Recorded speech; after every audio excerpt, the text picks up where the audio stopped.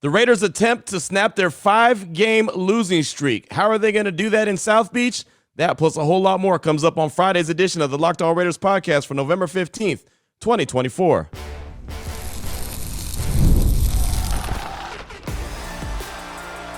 You are Locked On Raiders, your daily Las Vegas Raiders podcast. Part of the Locked On Podcast Network, your team every day. And welcome here, Raider Nation, to another edition of the Locked On Raiders podcast. Thank you so much for making the show your first listen of the day. Make sure you subscribe or follow for free on YouTube or wherever you get your podcasts to get the latest edition of the show. And as always, you know, if you're checking us out on YouTube, we definitely appreciate that. My man Ari does a great job each and every day getting us up on YouTube, making sure we're looking good and we're sounding good. So we definitely shout him out. He's on Twitter at Ari Produces. I'm on Twitter as well, at your boy Q254. And of course, we got the Locked On Raider podcast voicemail line at 707-654-4693. I also want to shout you out if you are just checking us out wherever you find your favorite podcast, right?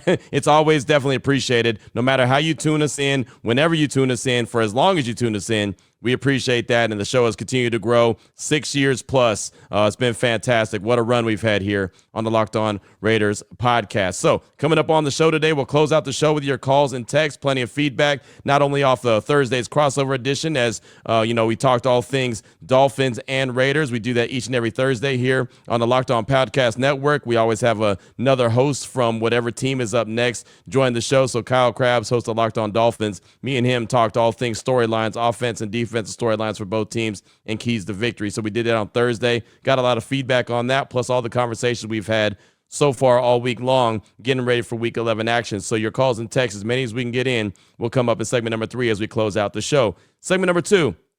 Keys to victory. Always like to do that. Offense, defense, special teams, coaching. And obviously it's a little bit different this week coming off the bye week. Expect the offense to look a little bit different. Scott Turner in now as the interim OC. Of course, his dad, Norv Turner, longtime offensive guru in the league, offensive coordinator, head coach in the league. He's a senior analyst. He's going to be helping collaborate as well with the offense. Don't expect to see a whole lot of changes, but I'm sure there'll be a few, wrinkles that you'll be able to notice. So that should be interesting on the offensive side of things. Plus, Joe Philbin now takes over as the offensive line coach. How will that offensive line hold up on Sunday in South Beach? Well, we'll get to all the keys to victory coming up in segment number 2 as the Raiders are riding that 5-game losing streak, and they desperately want to snap that. Here in segment number 1, just news and notes of the day, and we'll jump right into it after I tell you about the title sponsor of the show, which is FanDuel. You can start the season with the big return on FanDuel. New customers can place a $5 bet, and you'll get started with $150 in bonus bets if you win your first $5 bet. Visit FanDuel.com to get started today. And when I say that you can start the season, you can always start the season at any time. Week 11, Week 15, whatever time you want, you can get started. I'll tell you more about them later on in the show. But off top for the news and notes, I just wanted to real quickly go over the Raiders and a couple key guys that popped up on the injury report from Wednesday and Thursday that are going to be key players for this game coming up on Sunday. And I really spend usually a lot of time with the injury report, but I don't want to spend a lot of time today because I do want to get to some locker room sound from Wednesday that I think would be very good for the show. So we'll do that coming up next. But just want to get into the Raiders side of the injury report for Thursday and Friday. 3 key guys. Nate Hobbs did not participate. Andre James did not participate. Cody Whitehair did not participate. Nate Hobbs Wednesday or Thursday. Andre James Wednesday or Thursday. And Cody Whitehair Wednesday or Thursday. They're all dealing with ankle injuries. And Nate Hobbs is really the big one that I'm paying attention to, especially with the Miami Dolphins and all their speed that they have on offense. You're going to want to have a very seasoned slot corner in Nate Hobbs out there. You're going to want to have a guy that is a sure tackler, a physical guy. You're going to want to have him out there. And so far, through 2 practices, Wednesday and Thursday, not only did he not practice, but he had his foot in a walking boot. So, gut feeling tells me he probably won't play on Sunday, and that's going to be a big blow to that Raiders defense. Also, center Andre James, I mentioned him Wednesday and Thursday, did not participate, ankle injury. He's going to be out, right? Unless something all of a sudden changes, and we'll talk to Antonio Pierce this morning around 9 a.m. So depending on what time you're listening to this, he may have already spoken. It might have already been made official, but he told us on Wednesday that he's expecting Andre James to be out and JPJ will be starting at the center position. So I'm expecting nothing to change, but we will ask him again this morning just to kind of reiterate and make sure that Andre James is actually out. But I do believe he'll be out, and JPJ will get to start at the center position. Then guard Cody Whitehair, as I mentioned, no practice on Wednesday or Thursday. He's a guy who could be a key contributor. Obviously, the Raiders have gone through a lot of offensive linemen versus Cincinnati, not last week, but the week before, right before they went into the bye week. they actually had 8 offensive linemen that they rotated in due to injury, and most of it were ankle injuries that they suffered there in Cincinnati. So Cody Whitehair is depth along that offensive line. I'm expecting it to be some version of Miller, Parham, JPJ, Jordan Meredith, and DJ Glaze out there. We know Miller and Glaze will be the tackles. JPJ be the center. And I think Parham is going to play the left guard. Maybe he plays the right guard and Jordan Meredith slides over to the left guard. Jordan Meredith has been a really good addition as far as a free agent pickup that the Raiders had. Jordan Meredith has done some really good things along that offensive line, really kind of one of those unsung heroes, but they haven't had a lot of continuity on that offensive line. And one of the big keys, and something Scott Turner talked about on Thursday when he met with the media, he felt like the offensive line's biggest issues and the run game's biggest issues has been communication. And the reason why that stands out to me is because not this past training camp in Costa Mesa, but even the year before that, while Josh McDaniels was still the head coach, I remember standing there at the Intermountain Health Performance Center watching practice, and Lincoln Kennedy, the great Lincoln Kennedy, was standing next to me, and he said, yeah, I like the offensive line. I don't like their communication. They're not communicating enough. So when I heard Scott Turner mention that on Thursday, I actually said something to Lincoln Kennedy about that, about the communication. He's like, Q, that's what they don't do. They don't communicate enough, and that's something that he doesn't like. As a matter of fact, here's Lincoln Kennedy from my radio show on Thursday talking about that communication. I remember 2 training camps ago standing next to you there at the Intermountain Health Performance Center watching the Raiders practice and prepare for the upcoming season, and you said, I like the O-line, but they don't communicate enough. You didn't like the communication. 2 years later, I guess here we are still. How huge is that, Lincoln, when the communication is just not there on that O-line? Absolutely essential. Because when you go to the line of scrimmage, most of the defenses that you're going to play against in this league like to change up their looks once they see the formation that you come out. And so you can assign the who's the most dangerous from that point as you're taking as your offensive line goes to the line of scrimmage. The big thing is, Q, is when you go to the line of scrimmage, you know what your assignment is. That's what you first need to decipher. But if the play is going away or you need to know what the guys next to you is doing, it's absolutely essential. Just call it out. I mean, who cares if they know that I have to block them? That doesn't take away. I got him. I had a coach. There was one coach one time because we didn't have the communication. He got so frustrated. He made us point when we got to the line of scrimmage. Who you got? Point him out. Get to the line of scrimmage. Everybody was pointing. Got him. Got him. Got him. Got him. Didn't tell you what the play was. It might have gave you showed your hand a little bit, but the communication is absolutely essential for offensive line play. So with that being said, how do you create that smooth communication, especially when you have guys in and out of the lineup like the Raiders have had? Practice it. And when you practice it, you have a coach, whether it's Coach Philbin or one of the other offensive line coach assistants or one of the assistants, quality control assistant. He should be hearing everything that needs to be said when it comes to communicate. Who you got? Who you got number 79? Who you got number 52? Who you got number 54? Call it out. Right. Get that habit. So when you're going up there, even when you're like, let's say you're playing left guard and I'm playing left tackle. If you come into the line of scrimmage, Q, and say, "Yo, big link, 3 technique," that's communication. Right. You know what I mean? You don't have to go in detail. Oh, we're going to block him to him back. No. Just 3 technique. House. My boy Mo Collins, may he rest in peace. Yeah. When I remember, he used to call me House, and I called him Pup, like the small dog. Yeah. Pup. Yeah. And we would come up, and we had our nonverbal communication when we were working together. House, I got you. House, Pup, look out. I mean, it's those little things that you build up, that chemistry you build up, that you can't put in the playbook. It has to come natural, and it does. The more you have, that's why the better offensive lines in the National Football League play together and are always together. There you go. You hear from Big Link right there. And no, Raider Nation, he does not want to be the Raiders offensive line coach. I've asked him many times. Raider Nation has texted into my radio show like, hey, ask Lincoln if he'd be interested. He keeps saying, hell no. He doesn't want anything to do with being an offensive line coach. He said, maybe high school, but sure not the pros. He said, these guys ain't going to listen to me. They ain't going to listen to nobody else. They're pros, don't want nothing to do with that. But it's always great to hear what Big Link has to say. And, of course, you'll hear him on the call alongside Jason Horowitz. He does the color commentary as Jason Horowitz does the play-by-play. Now, finally here in segment number 1, want to take you inside the Raiders locker room. Big Michael Mayer, he made his return to the silver and black this week. It was awesome to see him out there. I was out there at practice on Wednesday Wednesday when I saw him. Well, in the locker room on Wednesday, multiple members of the media were able to catch up with him and just hear from him. And you can hear in his voice how relieved, excited, and happy he is to be back. Here's Big Mike in the Raiders locker room on Wednesday. Being back in the building, being back in the room, like, what's this like? Oh, it feels great. It feels awesome. First thing I want to do is thank Mark Davis, thank Tom Telesco, and thank AP. I mean, their support, everything, they've sort of they've been with me through the whole thing. So I really appreciate that. And I couldn't ask for a better organization, a better support system, a better all that stuff. So it was a personal matter. Me and my family handled it behind closed doors. But I'm so thankful for this organization. I'm so thankful for the support they've shown me. And, man, I felt really happy and good out there today. I was happy to be back out there with Brocker, all the tight end boys, and the whole offense. So it's been great. How are you? Great.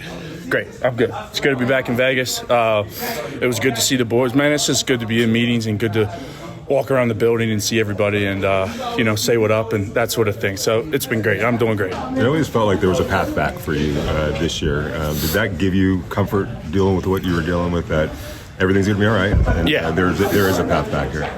I think the number one important rule is that, football's not bigger than life. It isn't, and it never has been, at least for me. So I just needed to figure some things out, and that's sort of what I did, and I'm on my feet again. I feel great. I'm sleeping well. I'm doing all the things that I need to be doing to kind of set myself up for success and help the team too. And, man, whatever they ask me to do these next 8, 9, 10 weeks, 11 weeks, I'm going to do it for them. So. Like you said, you came back to Vegas. Did you go back home during I was with my family for a couple of weeks. Yes, sir. Yeah. How tough was it for you to watch games? It was pretty tough. Yeah, it was tough. You want to be out there helping your team. There's no doubt about it. Win, lose, or draw, you want to be out there helping your team. So that wasn't very fun at all. Yeah. Describe what goes through coming back to a locker room, and now you have a completely different offensive coordinator than you had when you left. Yeah. What's your relationship like with Scott, now that he's in that spot? Great relationship with Scott. He was here all year last year, so I got a good relationship with him last year. And, the great part about this organization, everybody on this team, is they've been so welcoming. Every single person has been so welcoming. It's been awesome to be back around them.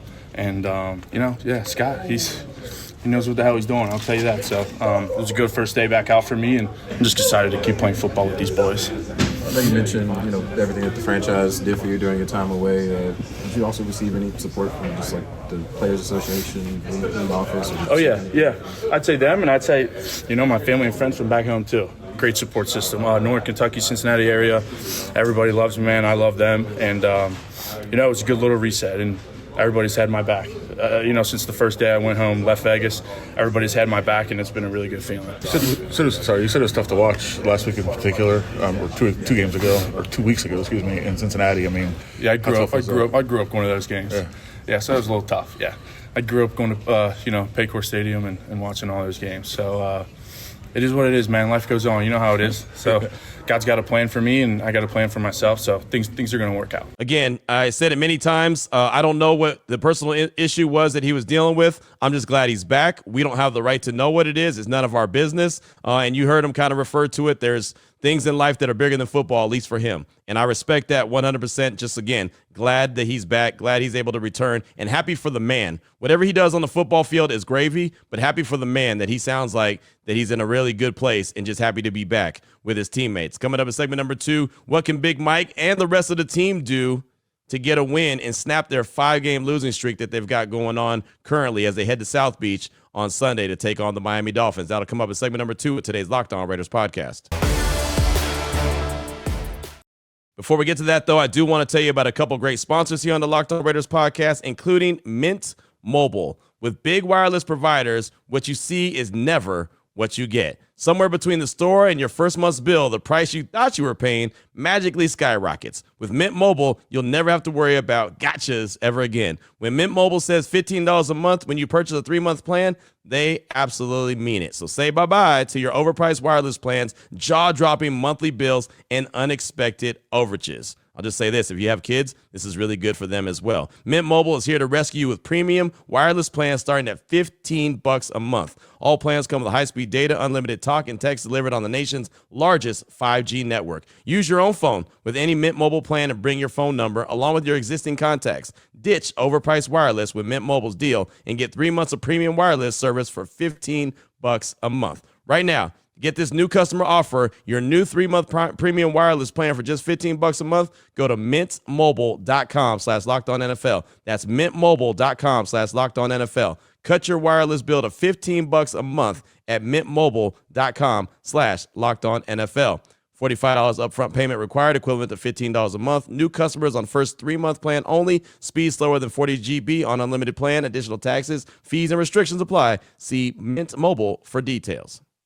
I also want to tell you about the title sponsor of this show, which is FanDuel. And it's never too late to get into the NFL action. You could tackle it all with FanDuel, America's #1 sportsbook. Right now, all new customers can bet $5 and get $150 in bonus bets if you win. The FanDuel Sportsbook app gives you everything you need to place live bets on the NFL, and it's all in one place. So when you get a hunch in the middle of the game, check out the latest stats, view live play-by-play, and so much more on the same page where you place your bets. Visit FanDuel.com to join today. You'll get started with $150 in bonus bets if you win your first $5 bet. That's FanDuel.com. Never waste a hunch and make every moment more with FanDuel, an official sportsbook partner of the NFL.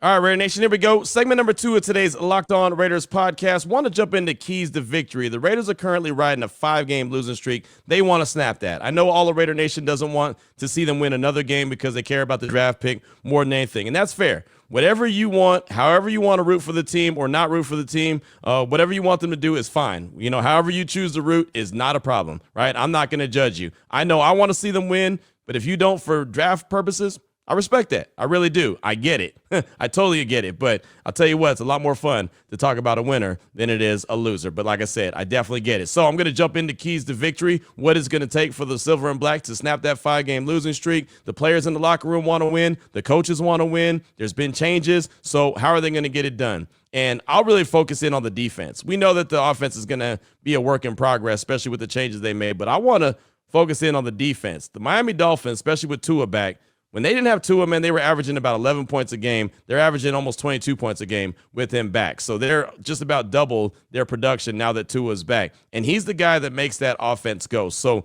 the defense is going to have their work cut out for him, especially if Nate Hobbs is not available. That'll be a big blow. A lot of people look at the speed, and make no mistake about it, they have speed. Like Patrick Graham said on Thursday, they're fast, right? They're Miami fast, which is just different. So that's what everyone focuses in on. But everything they do is based off the run. The run is like first and foremost the most important element to the Mike McDaniel offense. They got to be able to run the ball, and they do. They have some dudes that can run the ball between the tackles. They have dudes that can run the ball on the outside. You slow down the run, you try to stop the run, and then you'll have a chance trying to slow them down offensively as far as the passing game, make them one-dimensional, and then try to get that pressure on the quarterback. So they go hand in hand, but it's going to start up front with guys like John Jenkins, Adam Butler, Max Crosby, Tyree Wilson, right? Guys like that, K'Lavon Chason, those dudes along the defensive line, they're going to have to be focused in. The linebackers, Robert Spillane, Divine Diablo, they're going to have to be focused in on stopping the run, committing to stop the run. If they're able to do that, then Tua drops back a lot and throws the ball. And look, he gets the ball out of his hands pretty quickly. He could take some deep shots. What they've been doing a lot this year is not the big home run play, but they've been methodically getting the ball down the field. Long, like 10, 11 play drives. They've been doing that really well this year. So I don't expect that to change. But, you know, a simple crossing pattern for the Dolphins can all of a sudden go for 60 and a touchdown. Right, so they're going to have to stop the run. They're going to have to get to Tua and get some pressure on him. The one thing that he does do is not only will he take sacks, but if you get enough pressure on him, and I'm talking to Max Crosby, talking to Tyree Wilson, talking to others, right? Even if there's a corner blitz here or there, you get home, he'll turn the ball over. And that's something that the Raiders need. Their turnover ratio is not good. They've turned the ball over way too many times and haven't taken it away enough, right? So they've definitely got to make sure that they do that, but that's going to come with pressure from Tua. You got to get pressure on Tua. If you don't get that pressure on him, he's going to have a field day sitting back there in the pocket and picking you apart. And finally, defensively, you got to limit the yards after the catch, the yak. Like I said, they could take a simple crossing pattern, a simple slant, and take it to the house. They just got that speed between Tyreek Hill, Jalen Waddle, right? Even their tight ends, they play really well. Their running backs out of the backfield can play well. They get everything in motion. Again, it all starts with the run game. Once that gets cooking, then it's like, then they're like a three-headed monster. They could do so many different things based off that. It's like the run game is the base of the tree, and then everything else that they do after that is the branches. And believe me, those branches go far and wide, right? They've got a lot of different skill sets that they bring to the table. Offensively, well, this is going to be the big mystery because we just don't know. We don't know what a Scott Turner-led offense looks like, right? Luke Getsy's been the offensive coordinator. It's his offensive playbook. There's no way in a week, a bye week, that all of a sudden Scott Turner and Norv Turner can all of a sudden install their offense. There's not too much you can do as far as changing what your offense, your identity is, which the Raiders don't really have an identity established. There's not a whole lot you could do, and Scott Turner acknowledged that on Thursday. He said there's not really too much you can do in the middle of the season with only a week. But what he can do is find what he believes that the Raiders can do really well, what he thinks that they can run really well, how he thinks that he can get the playmakers like Brock Bowers, Jacoby Myers, Trey Tucker, DJ Turner, how they can get those guys involved, how he can get the run game going. The Turner's offense is really based off the run game. And I know the run game has not been with the salt all year long. I get that, but they've got to find a way to be able to run the ball. And hopefully with Joe Philbin now as the offensive line coach, hopefully he's able to simplify some things, maybe make some things make sense for the offensive linemen so they can have better success, more success than they had so far this year. But they've got to have some kind of form of a run game, not to mention you want to keep that Dolphins offense off the field. You want to also keep the Raiders defense off the field, let them get a little bit of rest as well. So the Raiders have to find some kind of form of running the ball. Right now they're ranked 32nd in the league, 77 yards a game. Rushing the ball is not going to get it done. They're going to have to be up there near 100 yards. It's just that simple. Playmakers, I mentioned Bowers, Myers, they're going to have to get the ball. They can't turn the ball over. Minshew has got to stop thinking. He's a starting quarterback. I was surprised. I thought Desmond Ridder was going to get the call. He didn't. Okay, that's fine. Gardner Minshew, according to Antonio Pierce, still gives him the best chance to win the game. Well, go out there and just give him the best chance to win the game. Stop thinking about it so much. Stop. He's like tiptoeing around. He's almost like he's walking on eggshells. Just go out there and let it rip. Right? How'd you get to the league? How'd you stay in the league? Right? Just go out there and do what you do. Play your style of ball. Stop thinking. When you start thinking is when you start making mistakes. So Gardner Minshew can't turn the ball over, but he also can't think about it. Just go out there and play and be confident in what he does. And confidence with Gardner Minshew was something that we talked to Antonio Pierce about, talked to Scott Turner about. How do you get his confidence going? That's something that he's going to have to show, put that on display coming up on Sunday. And maybe they'll have a package for Desmond Ridder. Maybe that's short yardage. They could use his athleticism as a runner. Maybe the red zone, like they tried to do a couple weeks against the Kansas City Chiefs, and they got a false start, and so they pulled him out of the game. If he's going to be on the roster, use him for something, right? If he's not going to be the starting quarterback, and maybe later down the line, maybe he will be the starting quarterback, maybe the last few games of the season, who knows? Who knows when Antonio Pierce will make the call to the bullpen. But, use him for a couple packages. Again, he has the athleticism, short yardage, may be able to use him down by the goal line, probably be able to use him as well. Special teams, got to create a couple short fields. I'd love to see the kick return game, whether it's in a punt return or just kickoff return, get going, get cooking a little bit, right? Give the Raiders offense a couple shorter fields. The best thing to do to get an offense going is have them play with a shorter field. That's why I mentioned create a couple turnovers if you can, right? Create a couple turnovers with your defense if you can. I know they haven't created many, but if you can do that or flip the field, as far as a nice kick return or punt return and give the offense a shorter field to work with, that's a win. That's a win, right? I mean, you obviously offensively got to go cash it in. You got to score, preferably a touchdown over field goals, but the shorter the field, the better. So I'd like to see the kick return game get going, and it really hasn't got going too much. And I mentioned flip the field. A.J. Cole's been doing a really good job. I'd like to see him keep that ball out of the end zone, right? I'd rather see him angle that thing out of bounds around the 3 or the 5 or, inside the 10 is fantastic. Inside the 20 is fantastic. Just keep the ball out of the end zone. That's going to be the biggest key for me. Daniel Cash Money Carlson, just keep doing what he's doing, right? Those field goals, I feel really confident when he's rolling out there. I don't want to see him, I don't want to see him kick too many field goals, but I'd rather see him kick extra points. I'll say this, right? The game is a lot better when the possession ends in a kick, whether that's an extra point, a field goal, or a punt. That's a lot better than the alternative, which is a turnover, right? So the Raiders' goals for all their drives, no matter how many drives they have in this game, end every drive with a kick, whether that's a field goal, an extra point, or even a punt. I'll settle for that, especially if A.J. Cole can flip the field, as mentioned. As far as coaching goes, AP said it on Wednesday. What do we have to lose? Well, coach like that. That's how he coached last year when he was the interim coach. It feels like it's almost like deja vu again, that we're at that scenario again where he's, kind of coaching with that. Well, what do I have to lose? Right? I'm not supposed to be here anyway. Well, coach like that. You got 8 games. Let it rip. Prove why, you're the head coach and prove why the players wanted you to be the head coach. Just go out there. Don't coach scared. I'm not saying he does coach scared, but what do you have to lose, right? He said it to us. I didn't say it to him. He said it to us on Wednesday. So I want to see him go out there and coach like that coming up on Sunday. And Scott Turner, again, he's the interim OC. He's the play caller. He's got experience as offensive coordinator from his time at Washington, focusing on what the team and the playmakers do best, right? The play calling has got to make sense.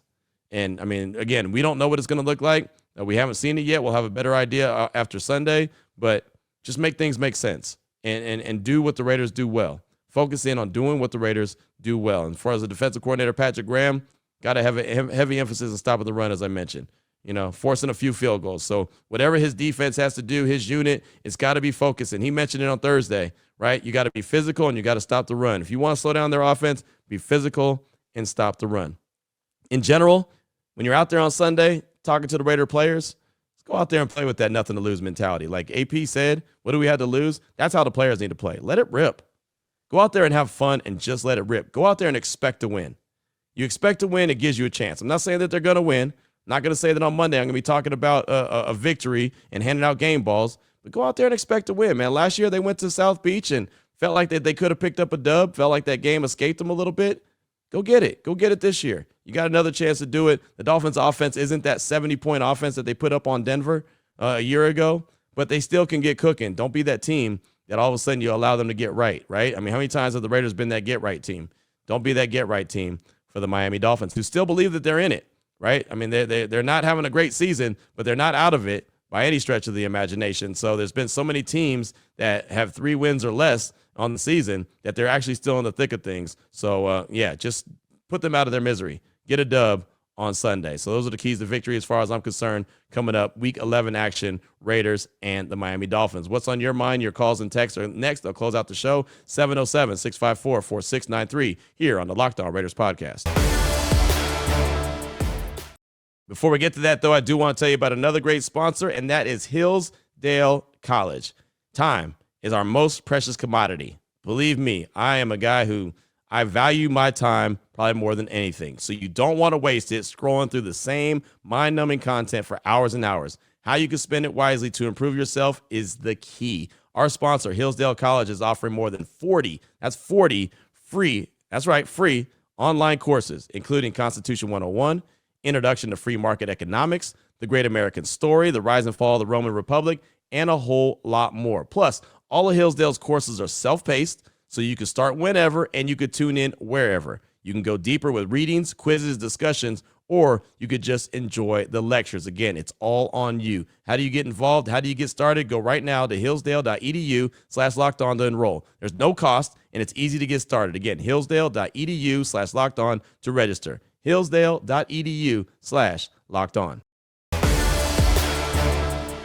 Here we go, Raider Nation. Segment number 3 of today's Locked On Raiders podcast. Your calls and texts straight off that Locked On Raider podcast voicemail line, 707-654-4693, as we close out the week really strong and head into the weekend. Let's start things off with Raider Mac in Orange County. He's calling to talk about the Raiders' leadership and why he believes the team has found their guy. Here he is, Raider Mac in Orange County. What's up, Q? This is Raider Mac calling from Orange County. Want to call in to see if you got a chance to listen to the Pivot podcast with and Ryan Clark and a handful of other dudes. I think Fred Taylor's on it. It's three guys in total, so forgive me for the Pivot podcast not remembering the third. But they just had Justin Tuck on. And for anyone who's shedding doubt on Antonio Pierce being the guy, listen to Justin Tuck within the first 10 or 15 minutes of the show. He's talking about the Giants' first Super Bowl run and that AP was the leader of that defense. When AP talked, everyone shut up and listened, and AP had something good to say, something quality to say. And I know that this season is not the way we wanted to shake out thus far. Need some offensive line help, need a quarterback, need some, obviously an offensive coordinator. Hopefully Turner's our guy. But I think we found our leader. And AP needs time, like every head coach needs time. One season, it ain't going to be a magic turnaround. Listen to Justin Tuck. Listen to the other people in the industry who talk about Antonio Pierce and give the guy some time. He'll lead the team. I want to know what you think, Q. I want to know if you had a chance to listen to the podcast and hear what you're hearing and see what you're seeing being out there in the trenches in Vegas with the team. First thing to do, man. Raider Matt out. Raider Mac, thanks for the call. Appreciate you. And the Pivot with Ryan Clark, Fred Taylor, Channing Crowder. it's a great podcast. I haven't heard the episode with Justin Tuck on it, but I believe what he's saying. And that's something that, and I've talked to a lot of people around the league, from Herm Edwards to, Brandon, not Marshall. I want to say Brandon, who was his running back that he was with in New York? I forget. Anyway, dang it, I had it right on the end of my, man, I've been having this whole week, I've been forgetting things. But anyway, his running back that he had there in New York with him. There's a lot of folks that have talked so much about the leadership of Antonio Pierce, right? I mean, we know that is a thing, right? The thing about it is he also needs strong coaching around him, strong OC, strong DC. I think Patrick Graham is that guy. Obviously, Luke Getsy wasn't that guy at the offensive coordinator position. So that is something that, they're going to have to figure out, regardless of what they do with the quarterback position, regardless what they do with this, the offense in general, whoever the next OC is, if it's Scott Turner, okay. If it's someone else, then they're going to have to make sure that person could be a dynamic OC. Similar to this. Remember when Sean McVay took over as the head coach there in LA with the Rams, right? He didn't worry about the defense at all, right? He let Wade Phillips do that. He just, I'm going to focus in on what I do best, which is lead the offense. And that's what he did. Even when the defense was on the field, he wouldn't even be paying attention because he would just trust that Wade Phillips has it. Well, Antonio Pierce isn't working with the defense like that. He's not working with the offense, but he is a leader. He is a motivator. So he's got to have strong OC and strong DC around him. And so if that's not the guys that he has in-house right now, then he needs to get those guys in-house, right? So it's his job, just like I mentioned earlier this week, it's his job to make sure that he's got the right, proper people in place so they make sure that they're able to be as successful as possible. So thanks so much for the call. I do appreciate you. And I still can't remember his running back's name. I'm telling you, I'm going to remember. I keep want to say Brandon Marshall or Brandon Graham, and it was not either one of those guys. So I'll think about it before the show's over, I'm sure. Up next, got a text from LA Raider Steve. He said, Q, how's it going? First off, thanks to you and Ari for putting on a damn good show. So now down to business. The entire nation is all in for a quarterback in next year's draft. So am I, but with some reservations. For every Peyton Manning, how many Ryan Leafs have there been? For every Jaden Daniels, how many Caleb Williams are there going to be? We need to take a page out of Atlanta's playbook and sign the best free agent quarterback or trade for a quarterback before we hand over the keys to the Ferrari. Can you or the nation go through another disastrous season if our guy is a flop? It's been 20 damn years of losing. This next move has to be the move. Just win, baby. LA Raider Steve and Pico Rivera, thanks for the text. I do appreciate you. And yeah, I understand what you're saying. I just don't know if the Raiders need to go out and spend free agency money to bring in another guy. Right? I mean, look, they have Gardner Minshew already in the mix. I know he's not great. I get that. He could be a placeholder. They have Aiden O'Connell still in the mix. He could be a placeholder for whatever, rookie quarterback you go out there and get. I could see that, right? I could see that guy being, especially since he's under contract. I just don't see them wasting some of their free agent money to go out and get some quarterback. And who are you going to go get? Sam Darnold? Right? I mean, Sam Darnold's not going to want to be just a Band-Aid. He's not going to want to be a one-year guy. And whoever the Raiders get, if they are able to land their franchise quarterback in the draft, that guy's going to know that he ain't going to be around long, right? He's going to be short time, right? He's going to be Mr. Right now, not Mr. Right. So I don't know. I understand what you're saying. But again, you've got to go through it and you've got to vest it really well and you've got to decide who your quarterback's going to be. And if it's going to be, one of these top rookies that we're going to see in April, then you got to get the right one. And, the book's not written on Caleb Williams yet. Of course, he's had a handful of games, and I'll admit that if you go through 9 games and you look at Bryce Young from Carolina's first 9 games, the numbers are very similar. Only difference is something I said the other day on the show is that, that Caleb Williams is just taller. He's just bigger right now than Bryce Young. But at the same time, their numbers are very similar. So there's no guarantee he's going to be great, but I think we all could agree that if any team had a chance to go get that guy, number 1 overall, they would have done that, and maybe the Raiders are able to go get the next C.J. Stroud. Maybe they are next to get the next Jaden Daniels. Drake May looks pretty good. Hell, Bo Nix looks pretty good. So there's guys out there, obviously, that the Raiders could grab that could be really good quarterbacks. They just got to find the right one, and that's their job, right? We could talk about it all we want, but it's their job to go out there and identify them. Thanks so much for the text. I appreciate you. Up next, got a call from Lodi Cali Raider, calling to talk about the Raiders' offense and what he hopes to see from the offense under interim offensive coordinator Scott Turner. What up, Q? Lodi Cali Raider here. Wanted to make just a comment on Charlie Minshew. When Coach Pierce was first hired on, he wanted that bully, He wanted to run the rock, play hard defense, and run that rock and shove it down their throat. But I don't care if it's Pop Warner, high school, or NFL. You still have to work your strengths, and they're not strong with the ball. They never were. And Minshew is a gunslinger quarterback. He came from Mike Leach's system. He threw 5,000 plus yards in college, throwing the ball around, not running the ball, but throwing the ball around. And I hope the new that new coordinator Turner does that. I mean, work with your strengths. Their defense is depleted. We know this, but hopefully they can put something together. And like Pierce said in his presser today, play loose. You know, what are we afraid of? You know what I mean? Just go out there and do your thing. So hopefully we see a different result.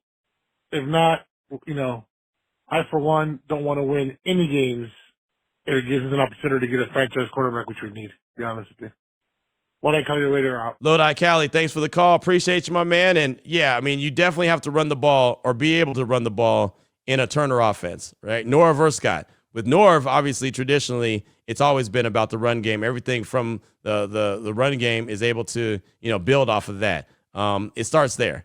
Minshew is a guy that, as I mentioned in segment number 2, you want to see him play loose, but you also want to see him play smart, right? He just has to stop thinking, right? You can't set him up for failure and just say, hey, go let it rip, this, that, and the other, and throw the ball 45, 50 times. Like, that's not going to get it done. But he's got to play smart. He's got to play loose. He's got to play with confidence. That's the biggest thing. He's turned the ball over a lot this season. Can't think about it. Just go out there and play ball. But thanks so much for that call. I do appreciate you.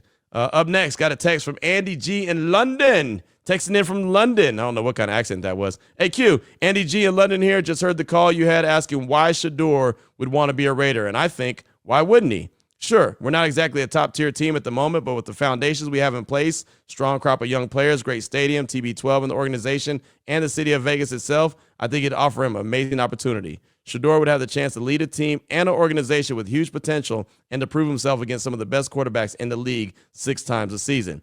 Maybe 4. I'm still not sold on Bo Nix. I could be wrong, but I'm genuinely optimistic about the future for the Raiders. Let's face it, Tom Brady ain't buying into a team that he thinks is going to suck, and I'm confident our time is coming. Bookmark this text and come back to me in 3 years. Let's see where we're at then. Thanks, man. Let's go Raiders. That's Andy G in London, and I like that, and that's a good point. I didn't think about that. Tom Brady's not going to just buy in and try to be a minority owner of a team that he just doesn't think is going to be good, right? I mean, he's got to see some kind of promise. Obviously, he's a part of the Aces ownership under Mark Davis, which is back-to-back defending champions, right? I mean, obviously, they didn't win this year. The Liberty did, but, I mean, they've won back-to-back titles at the WNBA, and he's part of that. So, yeah, I mean, you bring up a really good point, and I hadn't honestly even brought that up. I hadn't even thought about that. So, we'll see what happens. I think that Shador's relationship with TB12, of course, TB12 signed Shador to an NIL deal. He was the first collegiate to sign to an NIL deal with TB12. I just think that relationship goes a long way, and I think people are underestimating how big and how powerful that relationship is going to be. I really feel strong, and I could be wrong. I've been wrong a million times. I'll be wrong a million more. Hopefully I live long enough to be wrong a million more times. But I'll tell you, I really feel strongly that Shador is going to be the Raiders' next quarterback. I feel like they're going to find a way to make sure he ends up in Vegas with the Raiders. Does that mean that Deion comes along? I don't know. But I do feel like Shador, for sure, will be a Raider in 2025. But, again, we'll have to see how it all plays out before we get to that point. But that's just kind of how I feel about the situation. Thanks for the text. Again, I do appreciate you. I just got time for a couple more. This call comes from Raider Dog in the 509. He's calling to talk about Big Mike, Michael Mayer, returning to the Raiders. And after hearing what he had to say in the locker room, passing on some flowers to the Raiders organization. Here he is, Raider Dog in the 509. Thank you. It's the Raider Dog out of the 509. Hey, just calling. I happened to just listen to Michael Mayer's press conference in the locker room. And, I got to say, it's been a terrible season. Obviously, everybody knows that at 2-7. But one thing I will say is I give the Raiders and the organization, the coaches, all the people that are in their inner circle a hell of a lot of credit because I agree with you 103%. His issues were definitely personal. It was for him to speak on if he wanted to and nobody else. And I think the way he handled himself when he came back was awesome.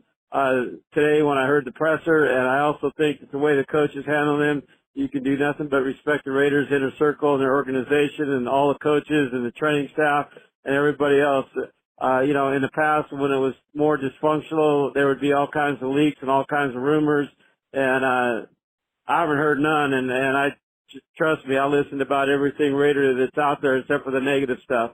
I don't listen to any of that. I don't need it. Life's too short.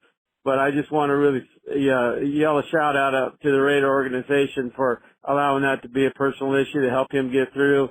And it sounded like the Raiders were a great support staff for him as well as his family. And you can't ask for any more than that. So anyway, that's my message for today. Talk to you soon. Have a great day. Yeah, thanks for the call, my man, and I'm with you. Big Mike being back and sounding the way he did in the Raiders locker room was awesome. It really was. I was so happy to hear that from Big Mike, and I'm happy for him. Again, not even as a football player, just as a man. I've said it many times on this podcast that it was personal. He let it be known that it was personal. I knew that it was, and I try to reiterate that as many times as possible without knowing the details of what's going on, but just knew that it was personal. So, again, glad to see and hear that he is back. So thanks so much for that. I do appreciate you. We'll close out with a quick text from Raider Dean. Q, Raider Dean here. Enjoy your show. I have one question for you. What do you think if we were to get Sanders in the draft about bringing over his current offensive coordinator, both who know each other? What do you think about that, Q? That's Raider Dean, and thanks for the text. Pat Shurmur, who's been a long-time NFL offensive coordinator, obviously in the league, his OC there at Colorado. I could definitely see that. I actually mentioned that on my radio show probably about a week or two ago, that I could see if they do get Shador, like I think they're going to end up getting him, I do think that you'll see an offensive coordinator that he's very familiar and comfortable with, and I do believe that Pat Shurmur could be in line for that. And it's very important because he knows him really well. So I would sign up every day and twice on Sunday to see Pat Shurmur come along with Shador because, again, he knows how to highlight what he does best, which is what an offensive coordinator needs to do. Just like what you're seeing Cliff Kingsbury do with Jaden Daniels in D.C., what Cliff Kingsbury probably should be doing with Caleb Williams in Chicago, that's what Pat Shurmur could do for Shador in Vegas if it all does come to fruition. But a great way to close this out, Raider Dean. Thanks for the text. I do appreciate you, and that's going to do it for the show. That's going to do it for the week. So week 11, it's upon us. We saw Thursday night football. Now it is time to see Raider football coming up on Sunday. I will be doing the post-game show, me and Eddie Pascal from Raiders HQ. So right after the game, if you turn on Raider Nation Radio 920 or wherever you're listening to the Raiders on the radio through Compass Media, you'll hear me and Eddie Pascal wrapping the game up, little post-game action. So tune in for that if you like. If not, we'll be talking on Monday here on the Locked On Raiders podcast, and hopefully the Raiders will snap their 5-game losing streak. Until then, Raider Nation, take care of yourself, take care of your family, love on your family. Most importantly, as always, just win, baby.